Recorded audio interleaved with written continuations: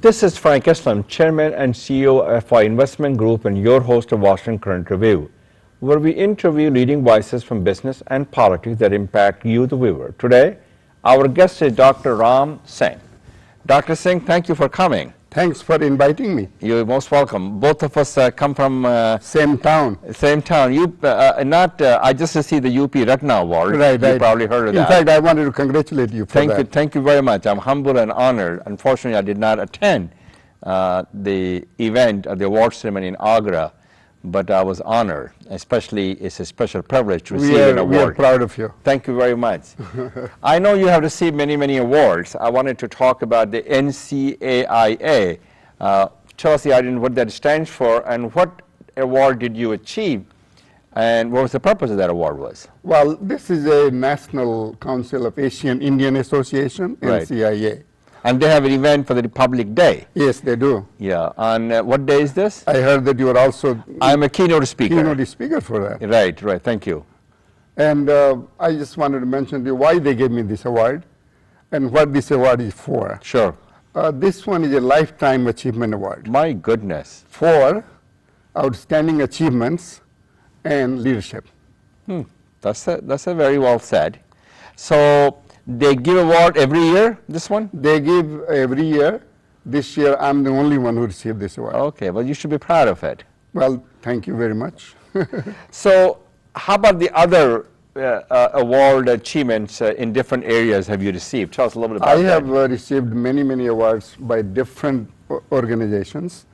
And for example, I received the award from Federal Asian Pacific American Council. I don't know if you know the background. I was a professor in West Virginia before I came to Washington. Okay. Reagan was the president then. Oh my goodness, yes. And what happened was that 20 people were selected from all the top-notch universities in the country. I was one of the 20 people who came to work for federal government for a year. I was a tenured professor. So you were sabbatical leave from Yes, I was on sabbatical. I was a tenured professor. Okay. And professor of what? I taught statistics. Oh my gosh. That's a good stuff. Yes. And so when I came, a lot of people in their group, they were medical professionals, they were medical deans, they were like say attorneys. I came as an assistant, and in 1980. And what I wanted to mention to you is, during that period when we came, Asians were not considered very good material for managerial position, directorships, and all that. I was not the only one. Hasn't been changed. Yes, it changed in a positive and meaningful way. But let me tell you what we did. They say Asians are good brains. But they're not a good manager. They're not good managers. They are not good supervisors. They are not good directors. And do you know, when I came, my boss selected me to be the director of the division. So you proved them otherwise. I proved them otherwise. But what I also wanted to mention to you, along with that, all the Filipinos, Japanese, Koreans, and all these people and Indians, we worked together to provide a training for 3 days. Those trainings were providing the training for how to become a manager, how to become a supervisor. How to delegate, how to become yes. Yeah. So that's what you learned. Right. Okay. And you're good in promoting the Asian American as the president of the Federal Asian Pacific American Council. Tell me a little bit about that. What is that? Well, what we did was we tried to train them how, and in the training we tried to talk to them how to become managers, how to become directors, how to become high-level position. So what do you think of how do you motivate employees? How do you inspire them? How do we motivate them is that we work with them. Okay. And we take their strong points and try to encourage them how to work with your strength. So do you believe management in walking?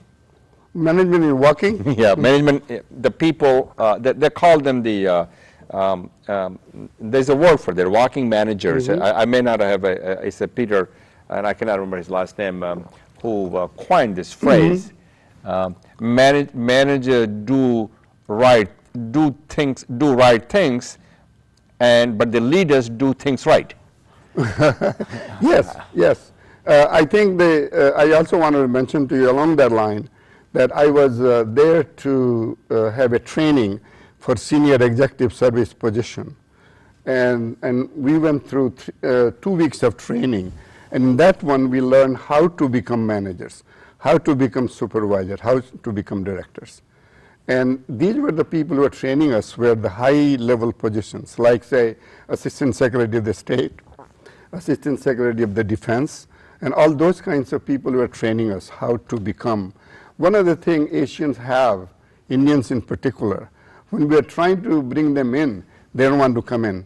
They say, well, we already know everything.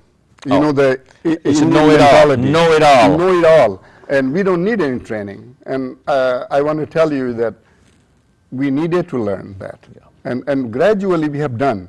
Today we have come long way. Oh, look at the Microsoft as the CEO of Indian Yes, origin, definitely. Google, there's a many organizations. But besides the technology companies, I want to think in terms of federal. Yes. That we have many people now in senior level positions. Yes, they are. There's no question. And the young generation is doing a great job in that. They are. And thanks to your leadership that you laid the firm foundation for them to flourish. Yeah, it is not only me. I just want to mention we are a lot of Asian leaders who did that. And you have been also involved in many other Indian associations like GOPIO. GOPIO is Global Organizations of People of Indian Origin. Can you tell us a little bit about what this organization did and what's their achievements and what did you achieve from them? Well, the global organization deals with the connecting people in all over the world. Of Indian origin. Of Indian origin. And what they do is they promote U.S.-India relations, or any other country, wherever they are. They try to promote the relations with India and U.S. and all the people who live here, and they connect throughout the world in different ways. You know, they're connecting with people from even South America, Caribbeans. There are a lot of people of Indian origin, as you know, sure, all over the world. There's no question about and that. So they're trying to connect everywhere, even in the Middle East. There are a lot of Indians. Yes. And they are having the leaders of GOPIO leaders there in that area.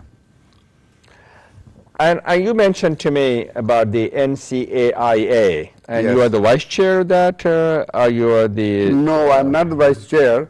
I actually work with that. When this NCAIA was emerging, I took the lead in organizing these events for NCIA, and these events were very successful.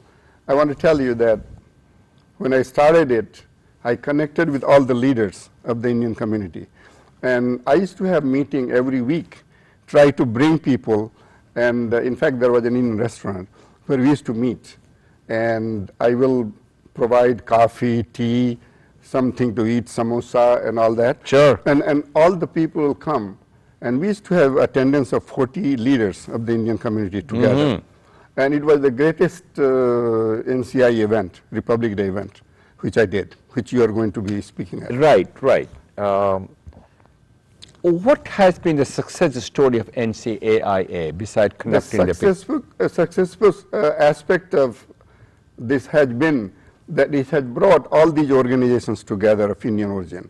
And they all are working together. If you see the flyer. So they all have a common goal. They have a common goal. They're linked by common cause. Right. There were other organizations before, but I think this has emerged as one of the most important Indian organizations. In addition to celebrating Independence Day, Republic Day, in order for them to connect with our roots back in India, do they also inspire the next generation so that they could be also have the strength and the courage and be part of the this story and this journey? Yes, we try to bring always, as you know, I have worked with, besides NCIA, I work with all other organizations. I try to bring youth into it because they are our future. They are the hope of tomorrow. That's right, exactly right, and that's what we try to do. And NCI has done a great job in bringing not only youth, but also people of different origin from India different regions of the country. And obviously different religion, different caste, different creed.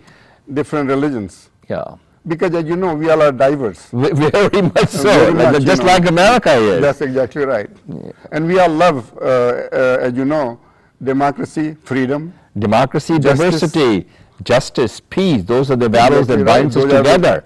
Those are the ideals that bind us together. That comes from our culture. Of course. It comes. These are our genes, as you know. It has been for thousands of years. Exactly right. Correct? But that's right. And not just for the last 60, 80 years and so on. So it has been part of our DNA for many, many years. Exactly right. I know that you played a very important role in U.S.-India nuclear deal, civil. Yes. Where is it headed? What's happening? And what role did you play? Well, there were 20 leaders from all across the country who worked. We used to have every week conference call. I was interviewed with other friends on Voice of America. When we started, we were thinking, where is it going? It's not going anywhere. What we used to do is we'll get together, go from senators' offices, from one office to the other, and convince them that this is a good deal to connect U.S. and India. And finally, it passed with such a large number. It did. What is it headed now? What's happening now? Well, there were some hiccups in the middle. Yes, it was. But I think now it is going to take care of soon. It will. Mm-hmm. You see the brighter horizon. That's exactly right. You mentioned before we started the conversations about the interfaith dialogue and interfaith. Are you involved with this thing, and what role does it play in building the community peace and harmony? Well, I have been involved with so many of the interfaith organizations. And like there is, I don't know if you know, the Interfaith Conference in Washington. Mm-hmm. I was on the board of directors of that. I also recently served last term at the Virginia Interfaith Center Board for Public Policy. We bring all the religions together, including some of the minority religions which have not been involved in that. So that means Hindu, Muslims? Hindu, Muslims, Christians. Well, the Christians have been a majority. But even the Sikhs, Buddhists. That's right. Jains. Yes. All of them. What have you learned by having this interfaith dialogue and obviously, as you know, in this country and for that matter anywhere, there are people, people do not connect, sometimes there's no communal peace and harmony because they do not know each other, they do not know so this is the best way to connect them and to tell them about their faith. And every faith believes in equality, dignity, tolerance, and respect for other faiths. So this is a sort of a message that you're trying to transmit it to the people? Oh yeah, definitely. And we work together. If you are there, you can talk about that, look, we cannot connect with only this religion, that religion.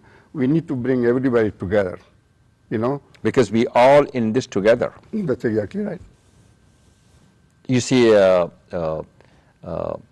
positive outlook in terms of having this educational process of interfaith dialogue. Yeah, actually, we are working with right now with world hunger, a lot of these issues, justice, environment, all these kinds of issues. If I remember correctly, you have also been a very key person in strengthening and broadening and deepening our engagement with India, especially U.S.-India relationship. Where do you think it's headed? What's going on? What's the next person the United States will do to build upon? Let me say, when I came here, I was selected to be trained for senior executive position. I didn't ask how I'm going to be promoted. You know what I asked? What did you ask? I asked, why the relationship between U.S. and India is so bad? How can we improve it? And people were really not paying any attention. They said India is a very poor country. What U.S. can gain from India? Plus they are connected with Russia. Oh, well, you're right, Russia, yeah. Yeah. But that's not the fault of maybe the U.S. It's also a little bit of a problem and challenges that the government faces in India also. It's the Prime Minister Vajpayee who reached out. Yes, yes. And he reached out to Pakistan also, just like he reached out to India. Yeah. Excuse me, the United States. Yes. So there is going to be a lot more future, better future. So if we are in an election cycle right now, there will be a new president in 2017. What advice do you have for the new president of the United States in terms of the relationship for U.S.-India? I think we have to be together. You have to be together. We have to be together. We have to be working together, because both. Because we have a shared interest, shared goals, and shared responsibility. That's what you believe in it. Yes. What area do you think we need to strengthen beside the commerce, investment, national security, educations? Then you have also food. You have agriculture. What other areas that you want to see? Well, terrorism, the terrorism, right there's now. no question. So we should share the intelligence between the two countries. Exactly. I mean, terrorism pretty much destroying Pakistan. Yes. And we do not want India to become a breeding ground for the extremist. That's right. So what's going on with regard to the, under this government, religious intolerance, some of the things that has occurred under Prime Minister I think that Modi's extreme group which is doing it. they are is still our. they don't represent the face of no, India. No, they don't. So how come the Prime Minister is not speaking out? Prime Minister should speak out more. He has spoken out, but it took him a little bit of time to, say that. Yes. So the point that you made about the U.S.-India relationship is that we need to strengthen and broaden and deepen. What other area do you think we should work on? Obviously, the rise of India is very important to us and to the next president of the United States. And so, what other areas should we be talking about? Well, education. We need education to get is a good way. Are you talking about the faculty student exchange program? Yes. As you also know, India has a lack of community colleges. They are good into the IITs, into the higher education, but obviously India has a large populations and education, and by empowering them with education, is an important part of their success.